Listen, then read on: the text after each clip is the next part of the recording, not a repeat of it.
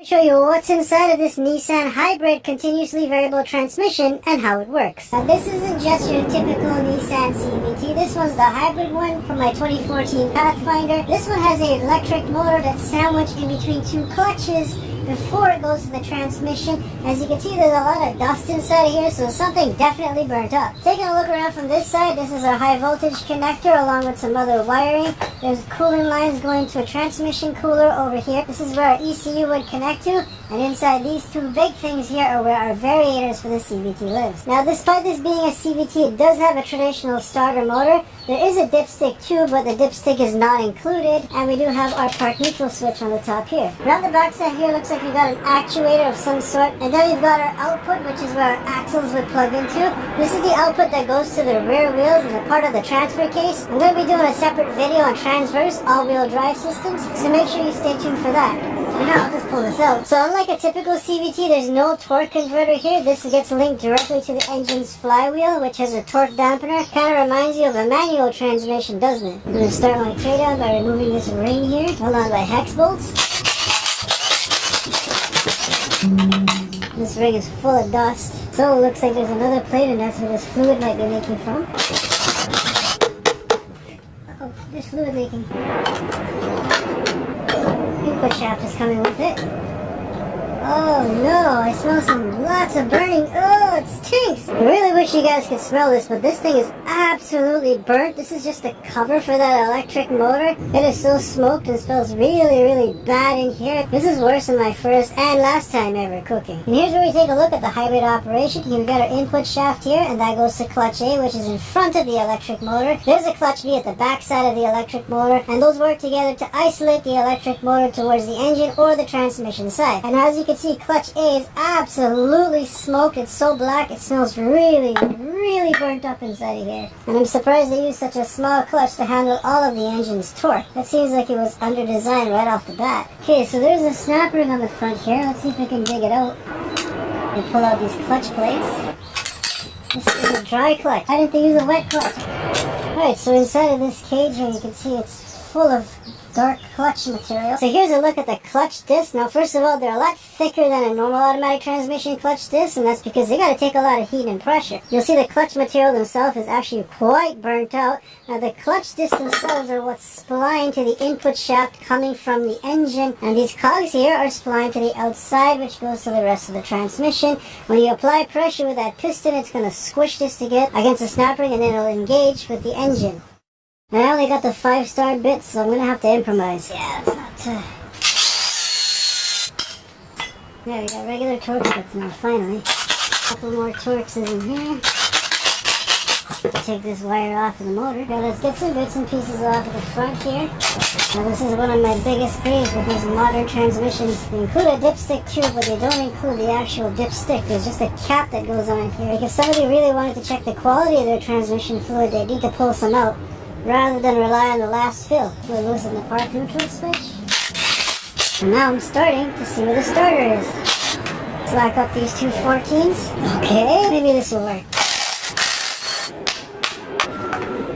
Interesting that this uses a traditional starter motor as opposed to using the hybrid motor to start the engine. Now let's get this little heat exchanger off. Now this is a bit of a debate because you got such a big vehicle. The heat exchanger on this side and the one in front of the radiator, not that sufficient, especially when you put this thing in tow mode. There we go. Oh crap, there's coolant inside. Oil in, oil out, coolant in, coolant out. Actually, there's 4 places for coolant to go in and out. Now the electric motor also has coolant in and coolant out through these connectors. I think in order to get the motor out, we gotta take these little outlets off. Now remove this outlet. Let's see if we can pull this motor out now. Whoa! Oh, there's coolant inside too. And that just, I guess, disconnected itself. This little plug here goes to the resolver, which has small little coils on it, and that's going to tell the speed, position, and direction of this electric motor to the computer, so it knows what it's doing. Now this whole housing here seems like it actually might be a casted piece. It's all brown and rusty. And this electrical connector on the front is a temperature sensor. And here you can see the stator coils. These are the coils that sit on the outside of this electric motor. And then we've got the rotor on the inside here, and that's got permanent magnets on it. Of course, there's got to be a maintained air gap between the two. You never want the two of them to touch. Over here we've got a little temperature sensor that runs out to this plug. Take off the resolver on the back. There's the resolver unit. Now this entire thing functions as a coolant jacket around the motor with our coolant in and coolant out over here. We've also got this hole here where fluid is going to go through from the transmission to control that clutch. Okay, so there's also this rubber seal that seals the wet portion inside the transmission away from the dry portion, which is the motor. And this is interesting because in a lot of other hybrid vehicles, the transmission fluid bathes the electric motor and helps with cooling. So I pulled off the resolver ring, and of course there's a snap ring in there. I'm just going to use my snap ring removal tool here. Whoa, that went flying. Alright, that's the last piece of the circlip. And this should allow me to hit the rotor through. Okay, I got a puller on there. I'm going to push the rotor out. So this is the rotor. It's got a bunch of magnets on it. As you can see, it sticks to everything because it's full of a bunch of magnets.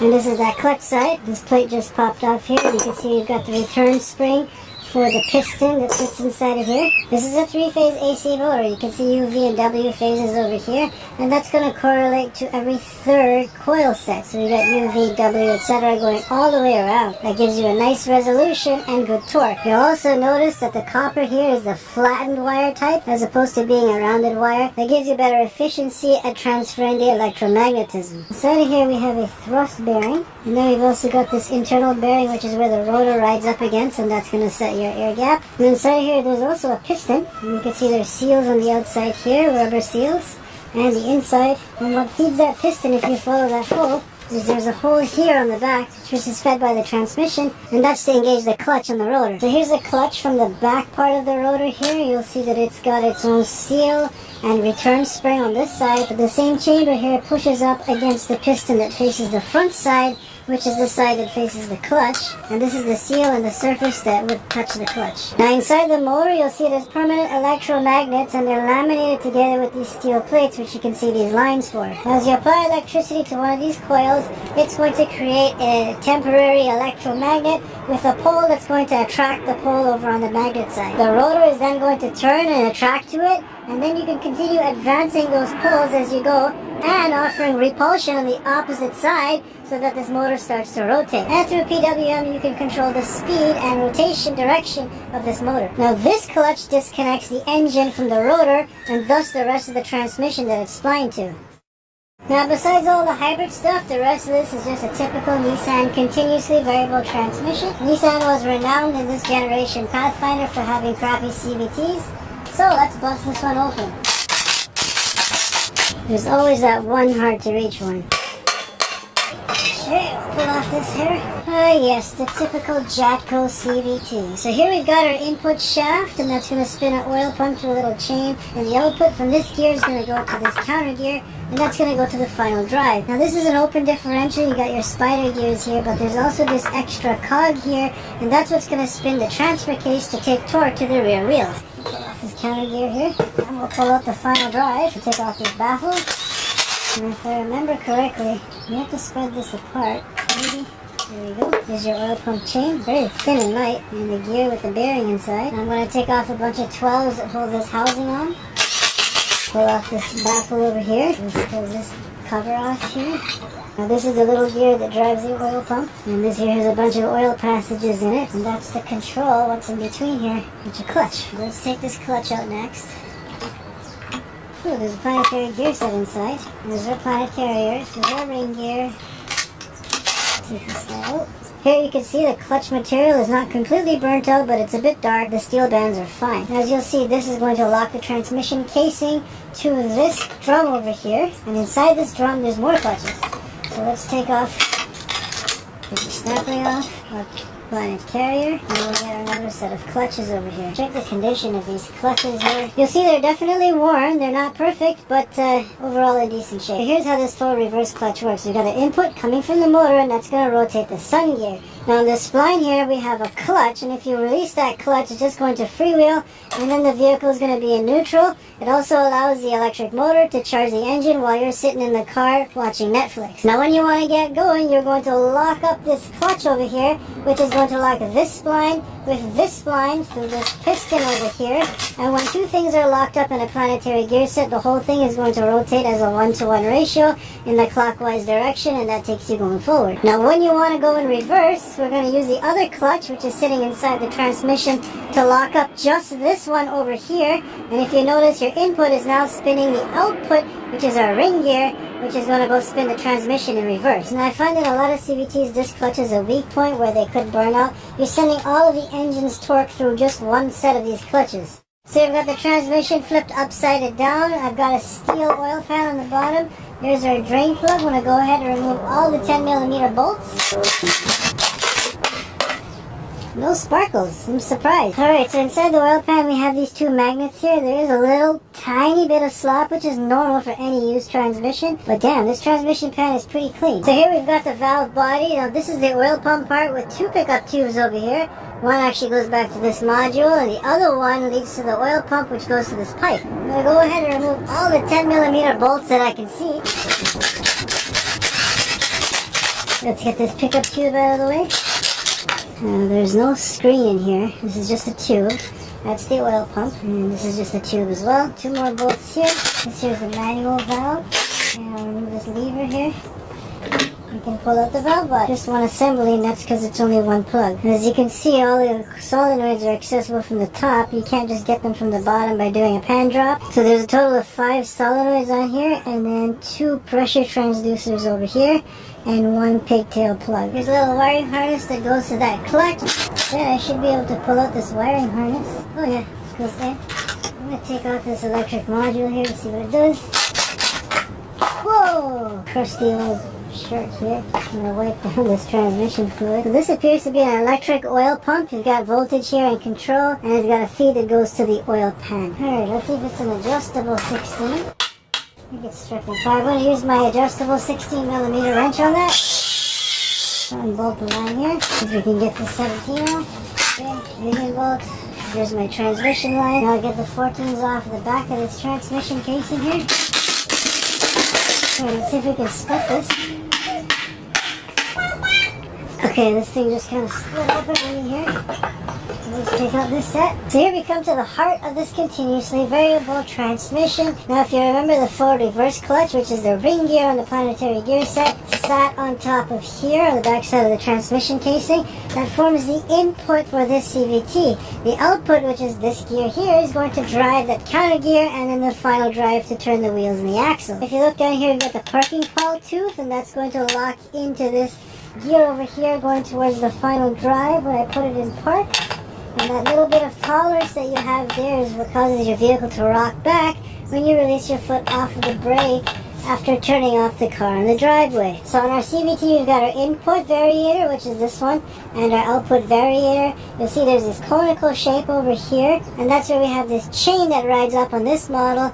On less powerful Nissan CVTs, there's a steel belt instead. Right now the chains are the minimum diameter on the input and maximum diameter on the output. That's because there's a giant return spring inside of this piston that's squishing it together, causing it to come to the outermost diameter. Meanwhile, the variator on this side's got a piston with no return spring, so it's relaxed and it's allowed to open up for the chain to go inside. Now in this position, it takes many rotations of the input in order to drive the output, which is great for like a first gear ratio. However, let's say things were reversed, and this is now my input with the chain on the largest side, and the chain on the smallest side would be my output. As you can see, it does not take many rotations for me to spin this one very fast.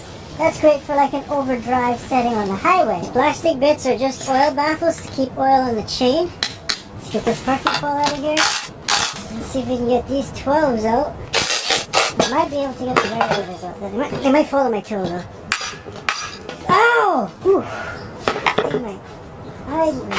What was that? Okay, I'm gonna wear safety glasses. Piece of that gear tooth chipped off and hit my eyebrow. Okay, after a lot of prying and hitting, I was able to get the variators out from this case. By the way, there is a speed sensor in there. That's the tone ring that picks up the speed on the input side. Can we take out these little plastic bobs now? Can we get it off now?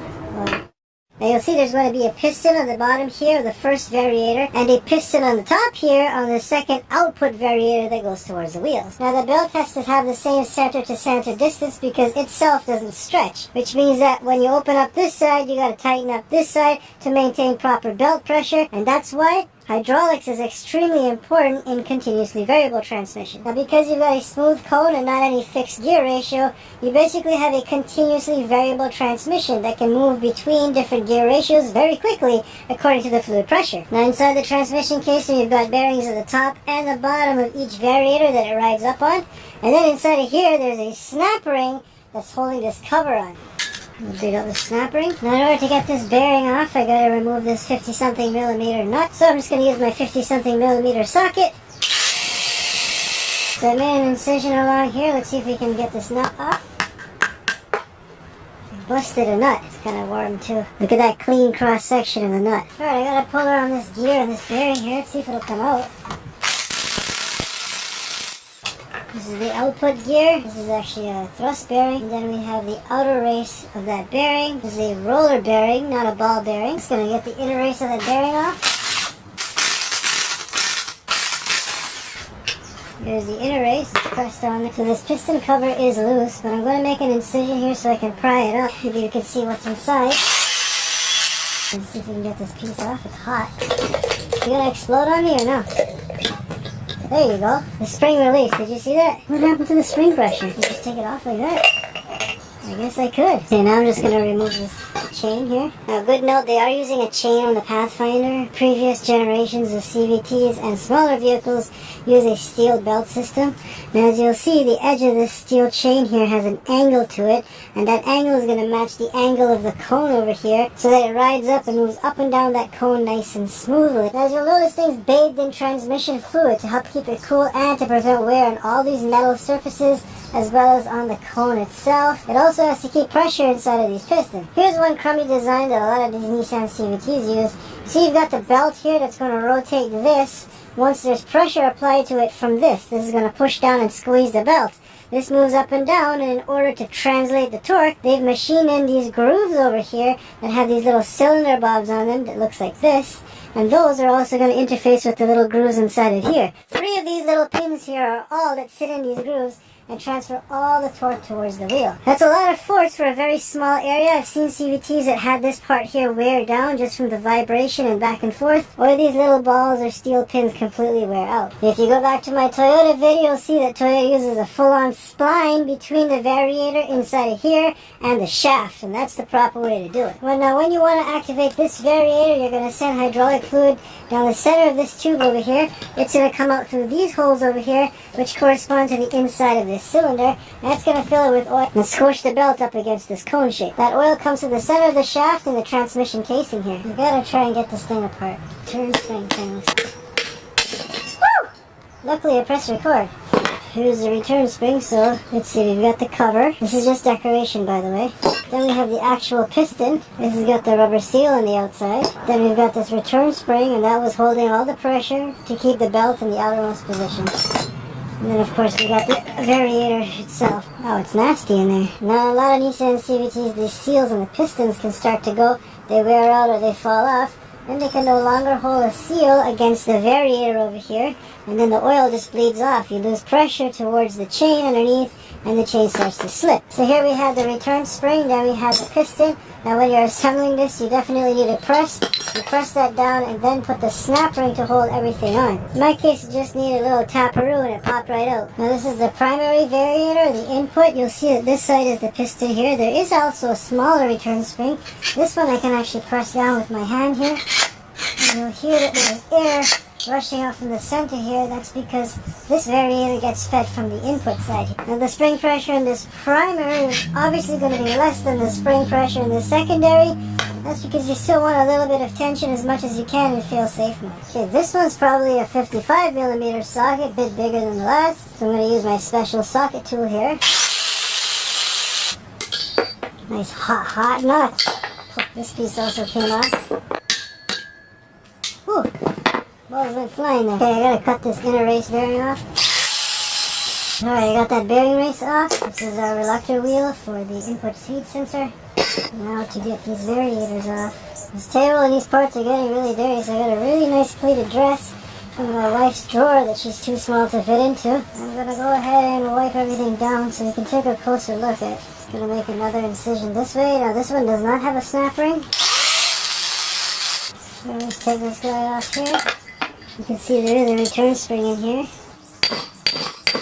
By the way, the seal that they're using on this piston is a very hardened rubber. Not very good for sealing. Okay, I got this piece out here, and you can see the spring on the inside. Now I'm going to try to get the cylinder off of this cone here. Alright. This is the spring from the secondary, and this is the spring from the primary. A lot softer than this one. And if we take off, this is the piston, which is actually a separate piece here. You can see this is the seal on the outside, and this would be the piston that would fill with fluid.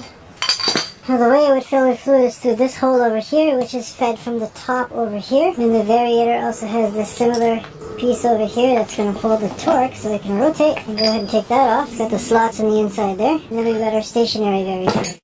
Let's take a look at what's inside this pump. Take this apart here and let's see. You can see there's a little gear style pump in here. I don't think any of these screws are coming out. I got my strip screw removal tool here. Let's see if we can bust this open here. And you can see there was some thermal paste because this is a heat sink. We got a full-on control board in here for an oil pump. Didn't think I'd be seeing a circuit board inside of this CVT. This here, there's capacitors. There's an inductor. There are transistors inside of here. This is a full-on three-phase motor. And there we have the motor, and you can see it's a three-phase style motor. The rotor rotates inside the middle here.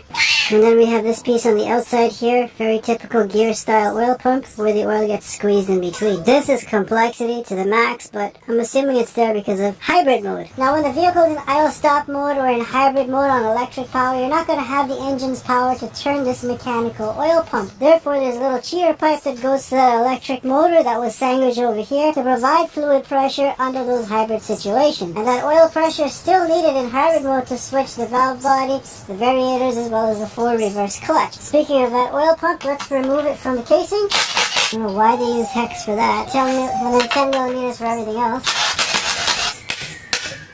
Alright, so I'll just take this piece off right here.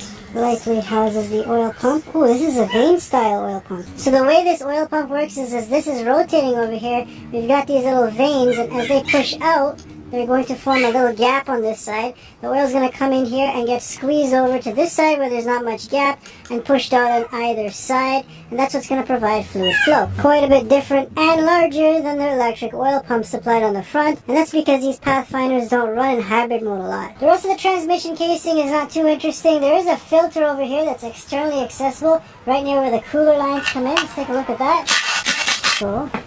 Looks like a very mini version of an oil filter. Now this transmission was in decent shape inside, so I don't see any particles or anything. Now fluid quality and cooling was a big issue on past Nissan CVTs. It's great that you've got external cooler hookups over here and this filter that you can easily access externally. Unlike some transmissions that have it internally, you pretty much got to split the case to get to it. This is probably their most heavy duty CVT, being a Pathfinder. This thing's rated to tow 5,000 pounds and it has a special tow mode button on the dash. Make sure you don't forget this guy when you're changing your transmission fluid. Here we've got the valve body. I'm going to remove all the wires first. Just going to use my quick release tool and remove these wires. Here's our wiring harness. It came with one solenoid over here. We got to take out these pins over here. And we can pop out these solenoids. They look just like variable valve timing solenoid. Now these are pressure transducers. They just bolt into the valve body. And we should be able to split this valve body open. Ooh, looks like the brains. There's a plate in between, and then there's these little filters, and then there's these metal check valves as well. So how the valve body works is we got these solenoids over here, and that's going to direct fluid flow through these spool valves inside here to create a hydraulic circuit. Now in this transmission, the valve body is quite small. That's because there's not that many functions or solenoids. You just got to activate our forward reverse clutch and increase or decrease the variator's pressure. And that's a look at this hybrid Nissan continuously variable transmission and how it works. I find it very interesting that Nissan chose to put an electric motor inside of a chunk of cast steel in front of their tried and not true continuously variable transmission that always has issues on these, and then have everything run through a tiny little motorcycle clutch. Of course this is going to fail before that. This is even worse. Now, given that the continuously variable transmission side was in good shape, within the first 5 minutes I could have just popped off this front cover and replaced this dry clutch and have a working Pathfinder again. I mean, I skipped a lot of steps in taking the transmission out of the car, but at least I wouldn't even have to touch the transmission or its fluid. Just a $100 clutch or less, and I would have been back on the road. Now, what baffles me is that they've used a dry clutch instead of a typical wet clutch in an automatic transmission. Those are better lubricated and they can cool better. And this, of course, would cause the symptoms I was experiencing, which is very slow acceleration as this clutch wants to slip, and a lot of bucking in reverse as this piston tries to keep pressure on.